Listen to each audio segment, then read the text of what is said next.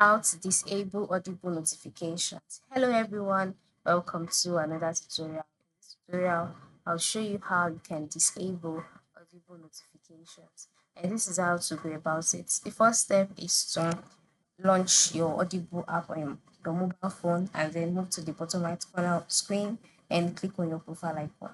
By clicking on your profile icon, you will be brought to your profiles page.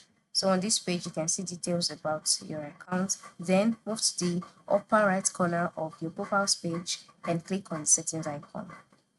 So once you're on your settings page, you'll see different options here, such as data and storage, language player, search preferences, theme, connect to other apps, Alexa. Then you can see notifications. Once you can see that, click on push notifications, and then to disable your notifications, just go ahead and uncheck the box that has the boxes that have been checked here, and go back and click on email notifications as well.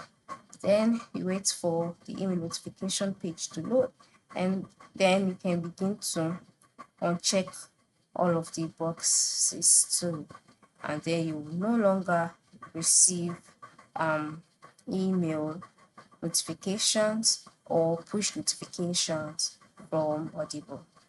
So that's it. This is how you can disable notifications on Audible. Thank you for watching and have a good day.